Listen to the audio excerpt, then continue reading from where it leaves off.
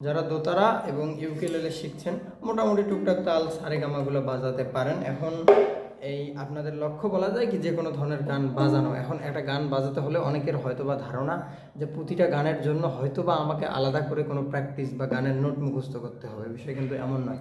তো আমি আজকে আপনাদের এই ভিডিওতে দেখাবো যে যে কোনো ধরনের গান বাজাতে হলে শুরুর ব্যাপারটা কি হতে পারে, আপনি কোথা থেকে তাল সারেগামাগুলো যে পারেন এই তালটা গানে কিভাবে ব্যবহার করবেন, বা সেই তাল বা যে সারেগামাটা পারেন সেটা দিয়ে কিভাবে যে কোনো ধরনের গানের সুরগুলো খুঁজে পাবেন।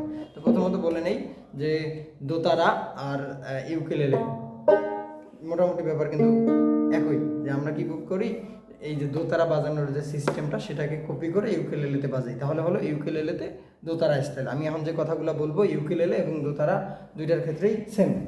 তো এখন শুরুর যে ব্যাপারটা বলতে হয় সেটা হচ্ছে কি, একটা গান আমরা যখন শুরু করব, শুরুর ক্ষেত্রে যে কোনো গান, অধিকাংশ গান বলতে পারেন যে সব রকম গান নয়, আবার বলতে পারেন যে 90 ভাগ, 100টার মধ্যে 90টা গানের ক্ষেত্রে শুরুর নোটগুলো থাকে কি জানেন, সা রে গা মা পা, এই কয়েকটা নোটের মধ্যে থেকে গানটা শুরু হয়। তো অনেকেই অবশ্যই জানেন যে গানের দুইটা পার্ট থাকে, একটা তাল এবং সুর। এখন গান বাজাতে হলে প্রথমত আপনাকে ডান হাতের কাজ, যেটা গানটার তাল, গানটা কোন তালে আছে এই জিনিসটা আপনাকে খুঁজে বের করতে হবে। এখন বেশ কিছু রকম তাল হয় দোতারা স্টাইলের ক্ষেত্রে। ধরেন আমরা একটা গানকে আজকে বেছে নেই,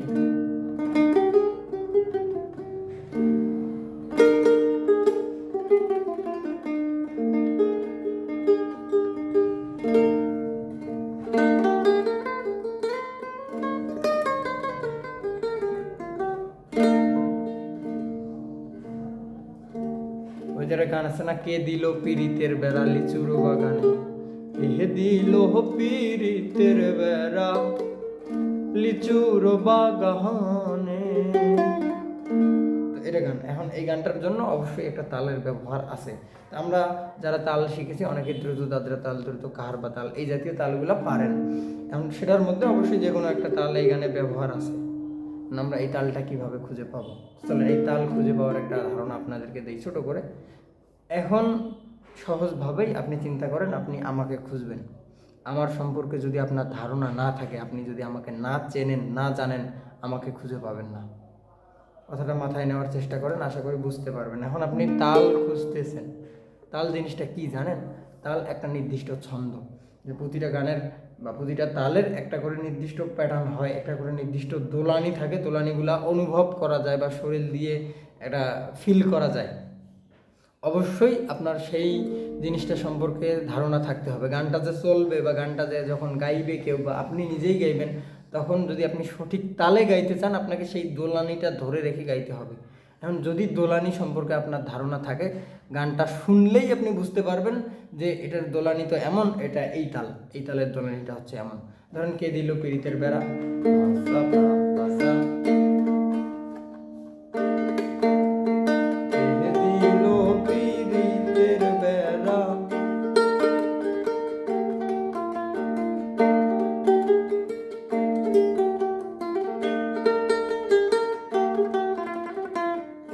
এটা হচ্ছে কাহারবা তালের গান, পাসা পাপ পাসা বা দ্রুত কাহারবা যেটাকে বলে। এখন আমি এটা শোনা মাত্রই কেন বুঝতে পারলাম, কারণ তালটা যে চলতেছে এটার দোলানিটা ছিল এরকম, তার মানে আমি দোলানিটা চিনি।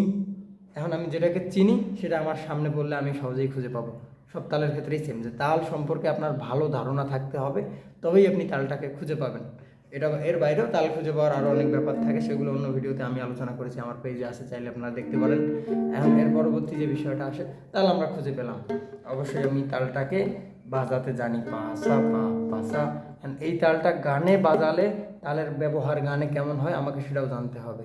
একটা গানে তালকে ভেঙে ভেঙে বাজানো হয়, আমি দেখেন যদি বাজাই যে পাসা পা পাসা, আমি যে ডান হাতে বাজাচ্ছি আমার পাসা পা পাসার বাইরে কিছুই হচ্ছে না, অর্থাৎ ডান হাতে এই দোলানিটা বা এই ছন্দটা ঠিক থাকতেছে।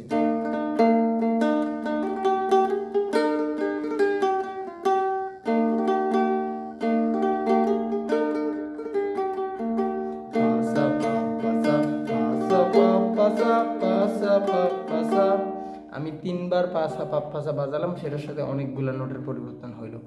তালকে তালের জায়গায় ঠিক রেখে সেটার সাথে সুর পরিবর্তন করা বা নোট পরিবর্তন করারও অবশ্যই নিয়ম কৌশল আছে, সেগুলো আপনার জানতে হবে। সেটা জানলেন। এখন এদিকে আসেন, কি বলে, আসলে অনেক ব্যাপার এক ভিডিওতে আসলে বলে শেষ করা সম্ভব নয়। টুকটাক যতটুক পারি ধারণা দিই, আপনারও একটা ধারণা হবে। এখন এদিকে আসলো সুরের ব্যাপার।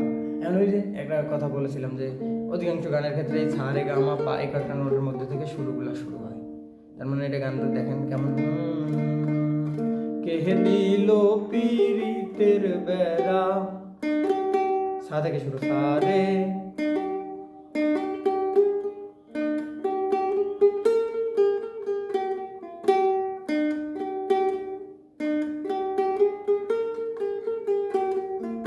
এটা নোটও কিন্তু মা, এটা বাজাচ্ছে অনেকে আবার মনে করবে এটা কি, সা রে মা মা পা মা গা রে। তার মানে ওই নিয়মের মধ্যেই পড়লো যে অধিকাংশ গান শুরুর ক্ষেত্রে সা রে গা মা পা এই কয়েকটা নোটের মধ্যে থেকে শুরু হয়। এখন আমি হরহর করে নোটগুলো খুঁজে পাচ্ছি, আপনি পাচ্ছেন না, এরকম একটা ব্যাপার কিন্তু দাঁড়াবে। এখন তার কারণ কি বা এটার সমাধান কি, চিন্তা করে দেখেন। এটার ক্ষেত্রেও টেকনিকটা সেম। আমি কি খুঁজতেছি, সুর। সুর যদি আমি, সুর সম্পর্কে আমার ধারণা নাই, সুর জিনিসটা কি, এটা কিভাবে গানে ব্যবহার হয়, আমি এটা কিভাবে খুঁজে পেতে পারি, এই সমস্ত কিছুই আমি জানি না, কিন্তু আমি সুর খুঁজতে চাই।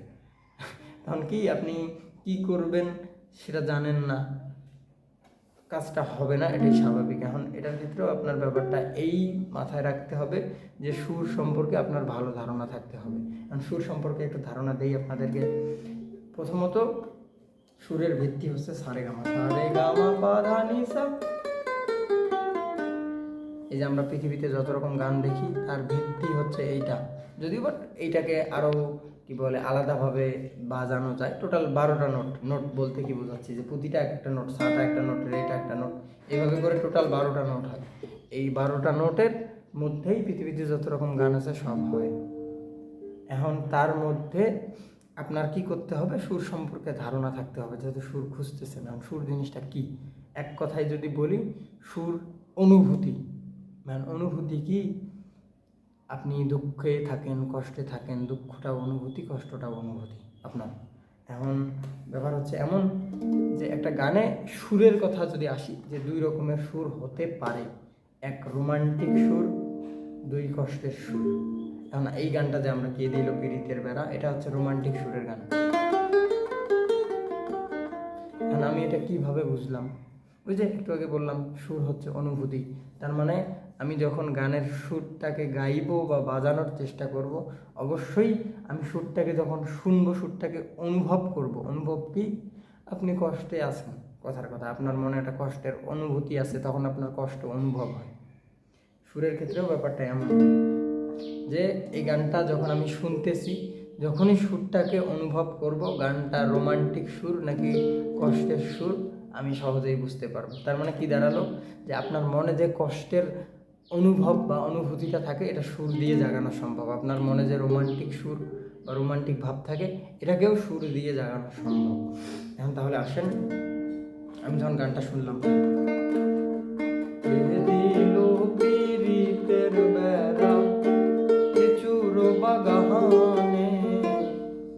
যখনই গানটা আমি শুনেছি না, আমি এই গানের সুরটাকে অনুভব করতে পেরেছি। এখন আপনি সুরকে অনুভব করতে পারেন কিভাবে, দেখাই আপনাকে, ছোট একটা উদাহরণ দিই।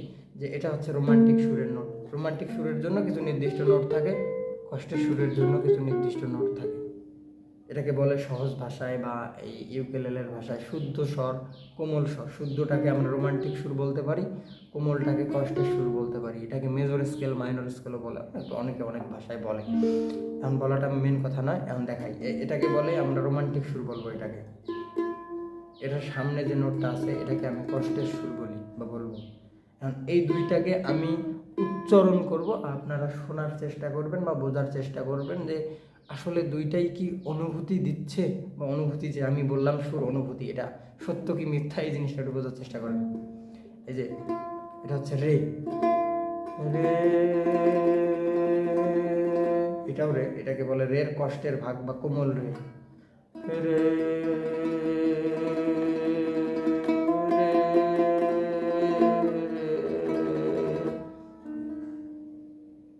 করি ব্যাপারটা ক্লিয়ার। যদি সেই মনোযোগ দিয়ে শুনেছেন আপনি বা আপনারা বুঝতে পেরেছেন যে দুইটা সুর দুই রকম অনুভূতি প্রকাশ করতেছে। তার মানে সুর যে অনুভূতি, অবশ্যই আপনাকে এই জিনিসটা বুঝতে হবে।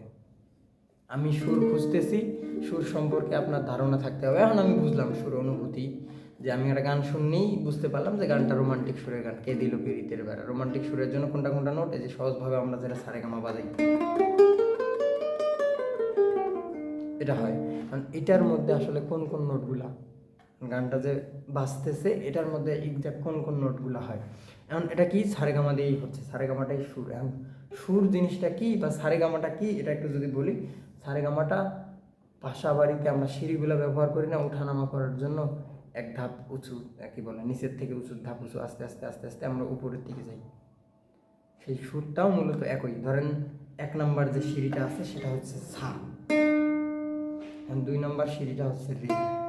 এই সায়ের থেকে রের সাউন্ডটা বেশি, অর্থাৎ সাত থেকে রে উপরে, এর থেকে গা উপরে, তার থেকে মা উপরে, এভাবে করে আস্তে আস্তে আস্তে সুরগুলা উপরের দিকে যাচ্ছে। একদম সা থেকে শুরু করে উপরের ছা পর্যন্ত, সা রে গা মা পা ধা।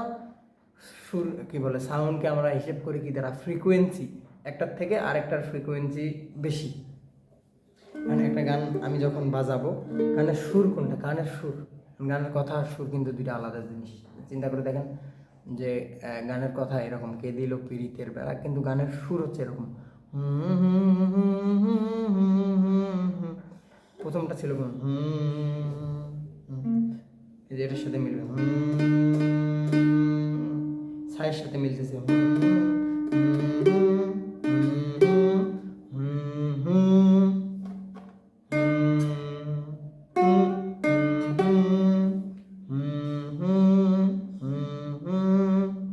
একটার থেকে আরেকটার সুর কিন্তু বেশি। অর্থাৎ একটা গান তৈরি হয় 1 নম্বর সিঁড়ি থেকে 3, 3 থেকে 5, 5 থেকে 8, এভাবে করে সুরগুলা উঠানামা করে।